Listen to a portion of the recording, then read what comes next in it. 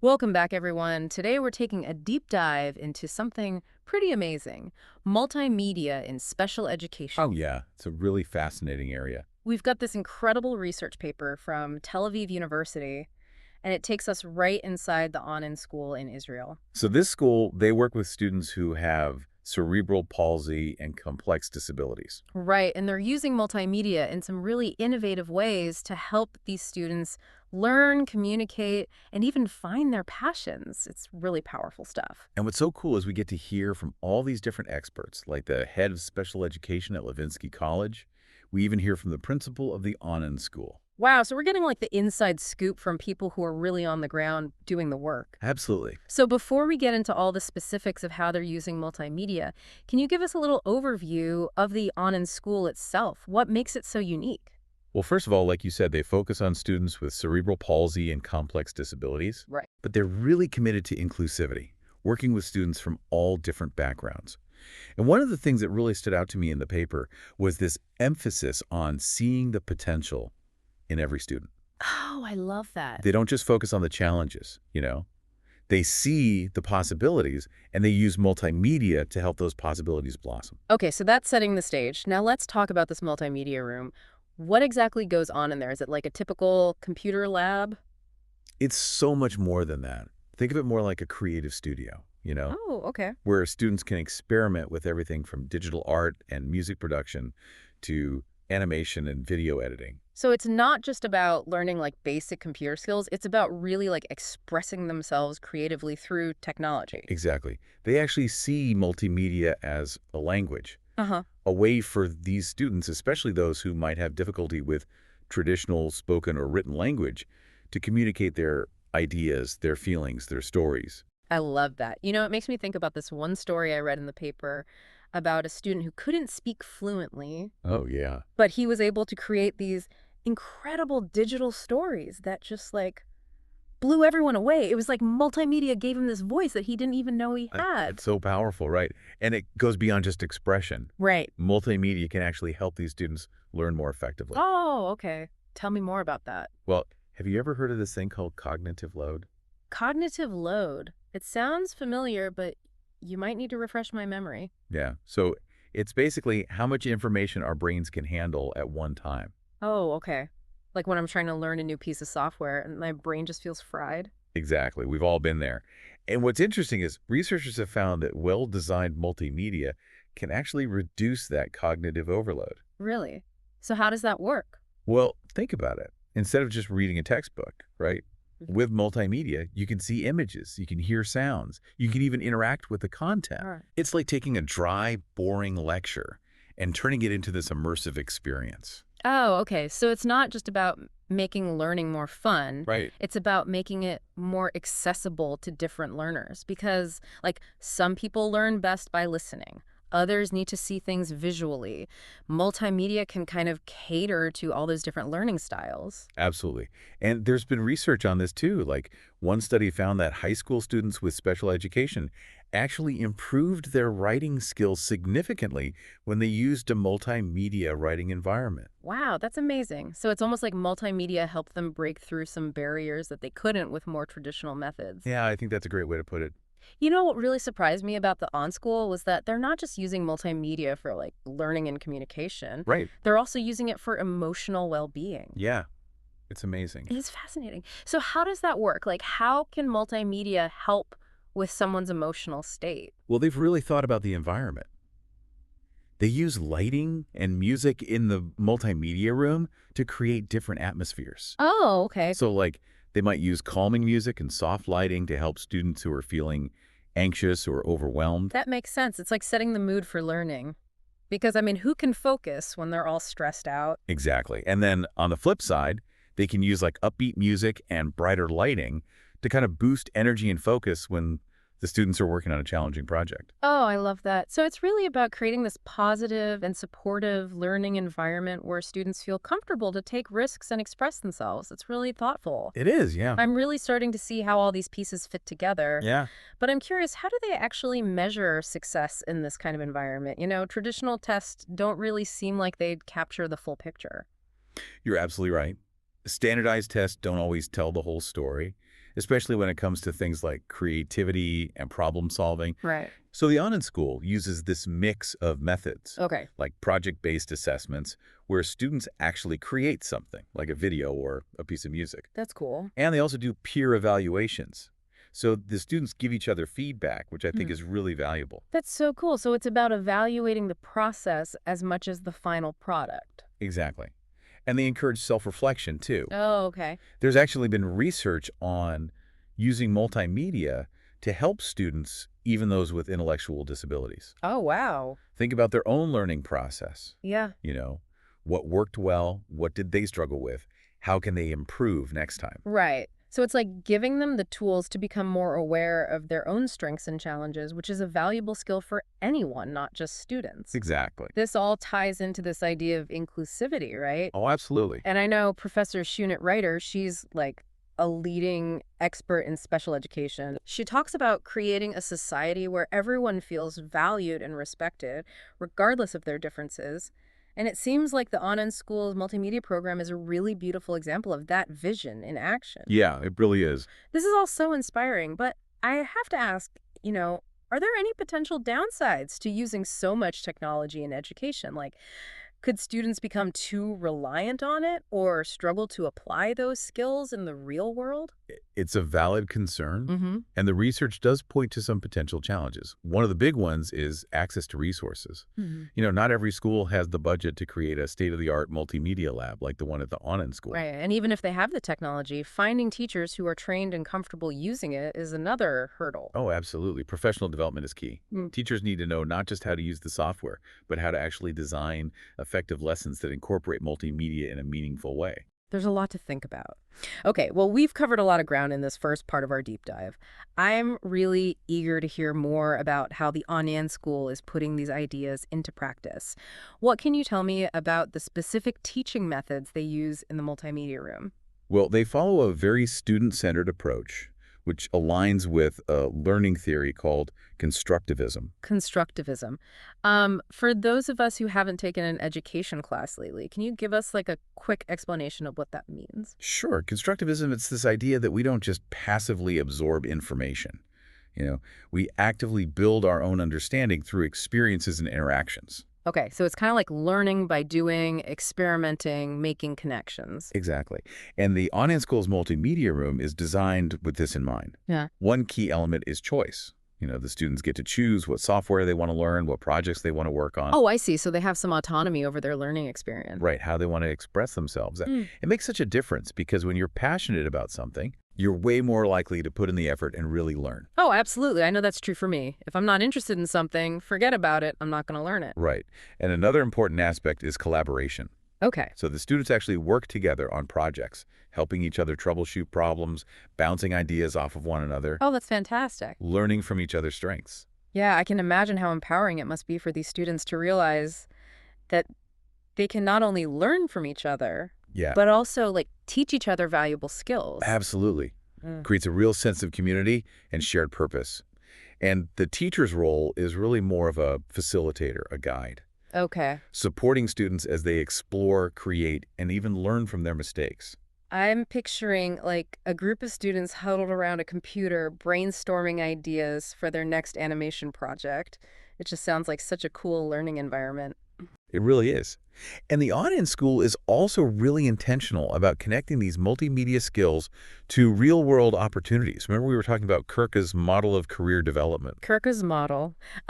Refresh my memory. What was the main point of that model again? So it's all about finding careers that align with an individual's strengths and interests, and it emphasizes that people with learning disabilities have unique abilities Right? that can be valuable assets in the workplace. Okay. So it's not about trying to force everyone into the same mold. Precisely. Yeah. And the On in School recognizes that these multimedia skills are in high demand across so many industries now. Oh, yeah, for sure. They want their students to be prepared for a future where technology is increasingly integrated into every aspect of our lives. Yeah, that's so forward thinking.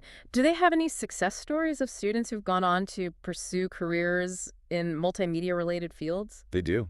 Some graduates have found jobs working at the On School itself, Oh, wow. teaching or assisting in the multimedia room. Others have pursued careers in like sound and visual arts, using the skills they developed to create music, design graphics, or even work in film production.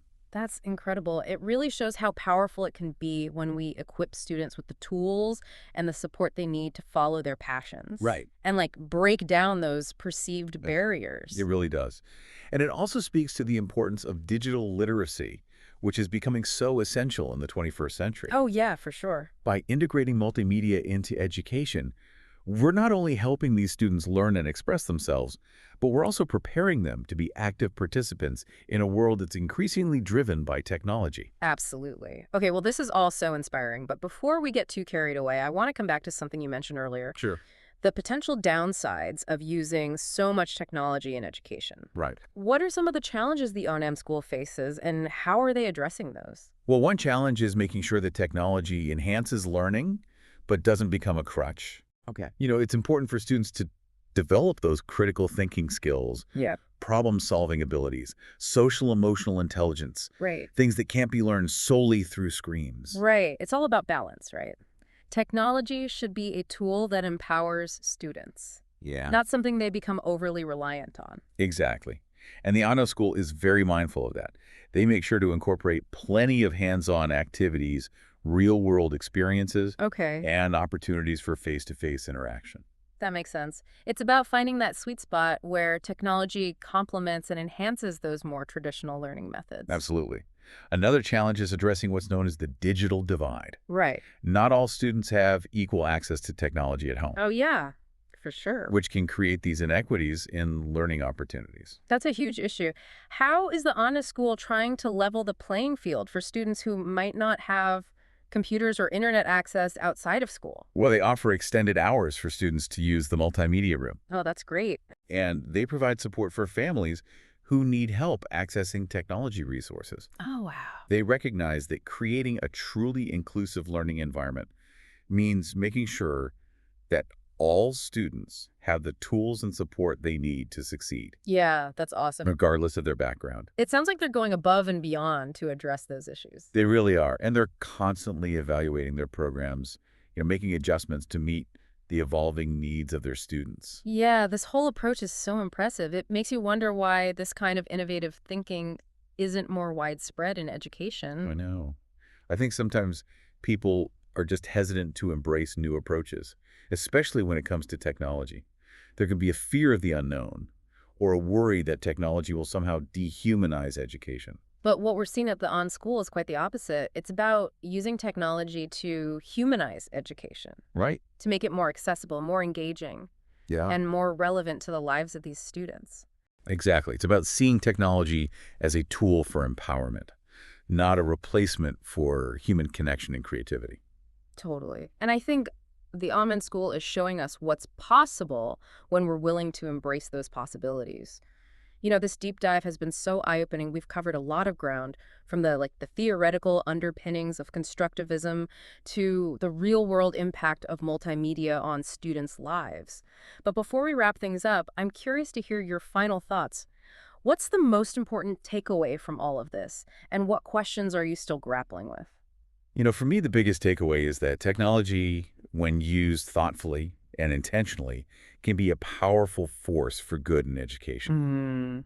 And I think the On-N school is really showing us that. It's not just about teaching students how to use software. It's about empowering them to learn, create, connect, and thrive. Beautifully said. And I think that's a perfect note to end this part of our conversation on. Now, I'm really curious to hear from the students themselves. Yeah. What are their thoughts on the program? Do they enjoy using multimedia? Do they feel like it's helping them learn and grow? What can you tell us about their perspective? That's a great question. And the research paper does touch on this. Okay, good. A lot of the students that were interviewed, they expressed a real sense of pride and accomplishment in the work that they were creating Oh, that's awesome. using multimedia. They talked about how it helped them gain confidence, discover their talents, and really find their voice. It makes me think of a student who might have struggled to express themselves in those more traditional ways. Yeah. But suddenly they find this outlet, this way to create something beautiful and meaningful, Yeah. It must be incredibly empowering. It is. And it's not just about individual growth either. A lot of the students also talked about how much they enjoyed collaborating with their peers Right. and learning from each other. They really appreciated the supportive and inclusive environment of the multimedia room, that space where they felt comfortable taking risks Yeah. and making mistakes. It sounds like the on-school has created something truly special. They have. It's a testament to the power of innovative thinking, dedicated teachers, and a belief in the potential of every student. This deep dive has been so eye-opening. I feel like I've learned so much, not just about multimedia and special education, but about the future of learning itself. Me too. So for our listeners out there, I want to leave you with this question. How can we take the lessons we've learned from the on-school and apply them to our own contexts? Whether you're a teacher, a parent, or just someone who's passionate about learning, I encourage you to think about how you can use multimedia to create more engaging, inclusive, and empowering learning experiences. And remember, it's not just about the technology itself. It's about the way we use it to foster creativity, collaboration, and a love of learning. Well said. And on that note, thanks for joining us on this deep dive into the world of multimedia and special education. I hope you've been as inspired as I have. It's been a pleasure. Until next time, keep exploring, keep learning, and keep pushing the boundaries of what's possible. As we wrap up our deep dive into the On-in-School and their incredible multimedia program, I keep thinking about the bigger picture. Yeah. You know, we've talked about the impact on individual students, but I'm wondering, do you see this approach having broader implications for education as a whole? Oh, absolutely. I think the on-end school is really at the forefront of a shift in how we think about learning and teaching, challenging those traditional notions of what education should look like and who it should serve. It's almost like they're saying, hey, if multimedia can help these students with these specific challenges, why not see how it can benefit all learners? Exactly. And I think there's so much we can learn from the way they're using multimedia to personalize learning, encourage collaboration, create a more inclusive environment. You know, this whole conversation has me thinking about my own experiences in school. I was a pretty visual learner, I always did better when I could see diagrams, watch videos, create things with my hands. But back then, it was all about textbooks and lectures. I can relate to that. Yeah. I think so many of us have had those moments where we felt like the traditional classroom setting wasn't quite meeting our needs. Exactly. And what's so exciting about the Indian schools approach is that it embraces those different learning styles, right? Yeah. It recognizes that there's no one-size-fits-all approach to education. And that's where multimedia can be so powerful, Right. It gives us that flexibility to create learning experiences that are tailored to those individual needs and preferences. Mm-hmm. Instead of trying to fit everyone into the same mold, we can create a more diverse and inclusive learning landscape. Oh, I love that. It's like we're moving from a one-size-fits-all model to a choose-your-own-adventure model of education. Exactly. And I think that's a really positive development. When students feel seen and understood, when their unique learning styles are embraced, Right. they're more likely to engage, to thrive, to reach their full potential. This whole deep dive has been so inspiring. I feel like I've learned so much, not just about multimedia and special education, but about the future of learning itself. Yeah, me too. So for our listeners out there, I want to leave you with this question. How can we take the lessons we've learned from the on-school and apply them to our own contexts? Whether you're a teacher, a parent, or just someone who's passionate about learning, I encourage you to think about how you can use multimedia to create those more engaging, inclusive, and empowering learning experiences. And remember, it's not just about the technology itself. It's about how we use it to foster creativity, collaboration, Right. and a love of learning. Well said. And on that note, thanks for joining us on this deep dive into the world of multimedia and special education. I hope you've been as inspired as I have. It's been a pleasure. Until next time.